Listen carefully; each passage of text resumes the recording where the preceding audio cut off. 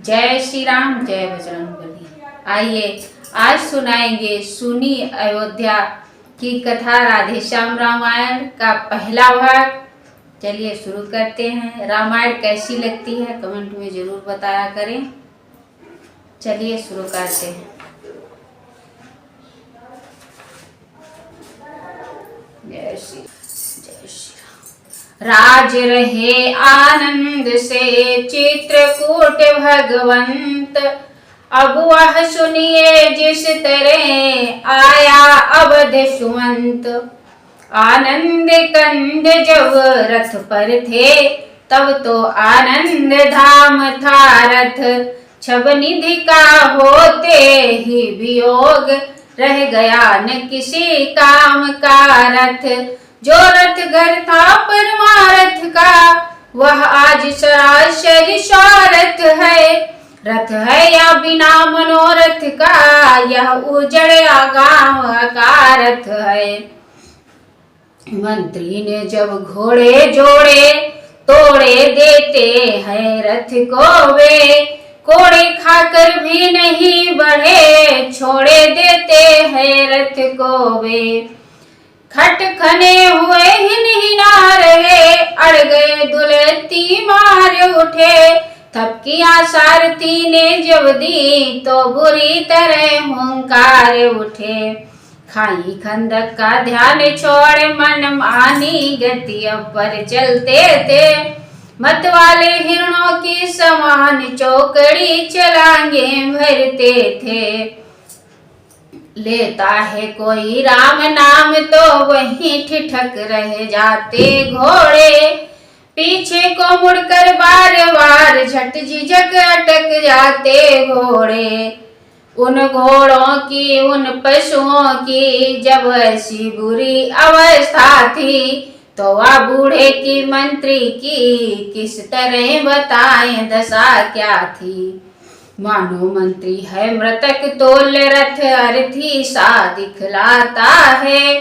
घोड़ों के कंधों पर मुर्दा कौशल मसान को जाता है।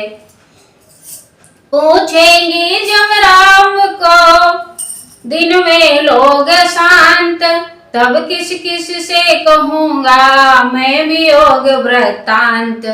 यही सोच कर रात में पहुंचा अवध सुमंत। रथ को द्वारे छोड़ कर महलों गया तुरंत। देखा अब भी वह बूढ़ा नप सैया पर पड़ा कराह रहा। सूखा तो बहुत धैर्य द्वारा फिर भी दुख सिंधु अथाह रहा। या कर्म योग्यता या अपने प्यारे बेटी की ममता थी। या बूढ़े क्षत्रिय राजा के प्रण की अति कठिन परीक्षा थी। सब अंग शिथिल थे उथल पुथल रंग रंग में शूल गड़ रहा था। मुर्दनी छा रही थी मुख पर ठंडा सब बदन पड़ रहा था। जीवन खिंच कर नैनों में था ते नयन द्वार पर लगे हुए। मंत्री सुमंत आता होगा इस इंतजार पर लगे हुए। आकर जब ही सुमंत ने सादर किया प्रणाम। रोगी सैया से उठा कहा कहाँ है राम। मानो कड़ कड़ भी वहां लेता था यह राम। पूछ रहे थे महल भी कहो कहाँ है राम। बूढ़े सुमंत की दीन दशा आसक्ति कब खान में है। मानो रह गया महामंत्री नखशिख तक हिम स्थान में है। फिर हुई वही ध्वनि राम कहाँ अंबर भी बोला राम कहाँ। मंत्री के पुतले उत्तर दे आराम कहाँ अभिराम कहाँ।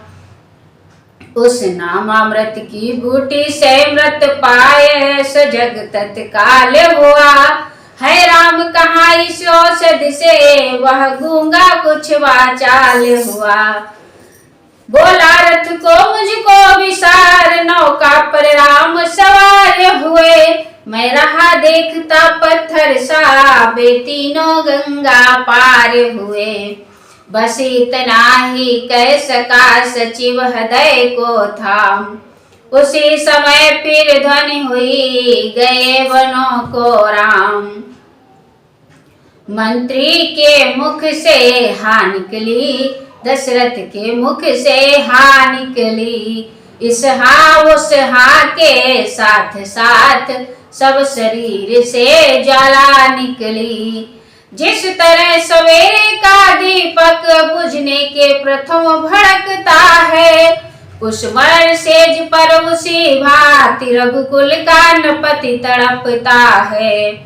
मंत्री मंत्री सत्य ही गए वनों को राम। रहा सा भी आसरा जाता रहा तमाम। जब लखड़ गया रघुवीर गया, सीता भी गई साथ ही में। तन गया प्राण भी चला गया, आशा भी गई साथ ही में। चटपटा चुके हैं बहुतेरे इस जग जाल में फंस कर हम। डूबे हैं सर से पांव तलक संसार सिंधु में धस कर हम। आते ही हम या सीखे थे यह तेरा है यह मेरा है।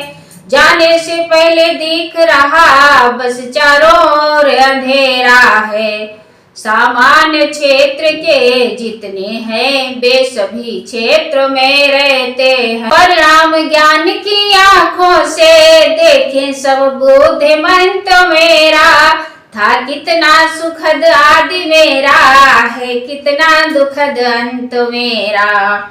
इस समय बीमार के भनक पड़ी यह कान। छेड़ रहा है द्वार पर कोई ऐसी तान। रागी का यह राग था या वैराग्य पुनीत, अथवा रोगी के लिए था अंतिम संगीत। दीवट पर हिल रही थी जब दीपक की जोत। सैया पर बह रहा था तब विचार का स्रोत। सच है दुनिया मतलब की है, सच है दुनिया मतलब की है। इस मतलब वाली दुनिया में यही हालत हम सब की है। ऐसा अस्तित्व निरर्थक है धिक है ऐसे नर जीवन पर। जब अपना ही अधिकार नहीं अपने तन पर अपने मन पर। साहस हो तो इस बंधन से होकर स्वतंत्र बाहर आओ। जीना है अगर आत्मपद में तो माया से मर कर आओ। दुनिया जब तो छोड़ती नहीं दुरंगा न्याय, तो फिर हम भी क्यों नहीं सोचे अन्य उपाय। तू उलझन दे बीमारी दे दुर्बलता चिंता दे मन को। लाचार यहाँ हो जाएगी तज देंगे हम इस जीवन को। दासी तुम अपना काम करो रानी तुम अपना काम करो। हे रामचंद्र 14 वर्षों तुम बन ही में विश्राम करो। बादलों सदा की नाई तुम चौमासे में छाते रहना। सूरज तुम महलों की छत पर यूं ही आते जाते रहना। जुगनों की तरह दीप तो क्यों धोखा दे दे कर जलता है। तो जलता रह दशरथ केवल केवल दशरथ ही चलता है। सुरपुर में परमारथ चलता दुनिया में स्वार्थ चलता है। बस्ती के बाहर रथ चलता महलों में दशरथ चलता है। संकल्पों तुम भी चलते हो इच्छाओं तुम भी चलती हो। प्राणों के साथ साथ है आशाओं तुम भी चलती हो। तुम रहो अभी 14 वर्षों तुमको तो साधन करना है। राजीव नयन का एक बार फिर अंतिम दर्शन करना है। यह कह मूर्छित हुए मिला तनिक विश्राम। व्याकुलता ने कंठ से फिर कहलाया राम।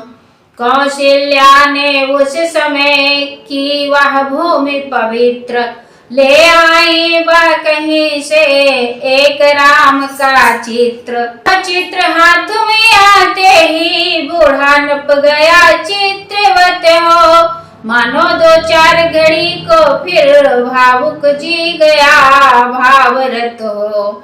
लेखनी न लिख सकती है अब थे जो विचार रोगी मन में। कुछ देर बाद फिर राम कहा, फिर मूर्छा सी व्यापी तन में।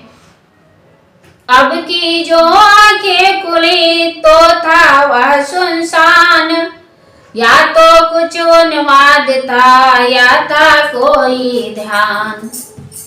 कौशल्य कौशल्य देखो वह क्या है, देखो वह क्या है। कुछ नहीं कहीं नहीं, कोई भी नहीं वहम सा है वहम नहीं यह वहम नहीं।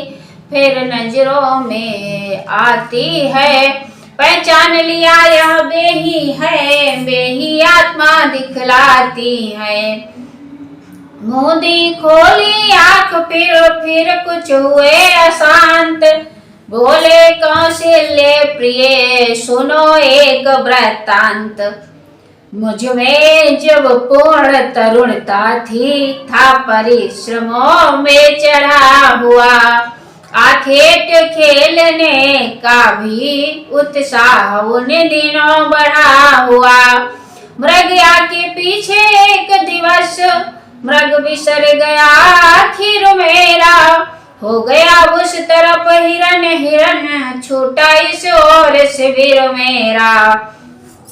इतने में कुछ देर दूर पर शब्द हुआ गंभीर, सुना श्रवण द्वारा कहीं बोल रहा है नीर। मैंने समझा मिल गया खोया हुआ शिकार, संभव है जा रहा हो वह सरयू के पार।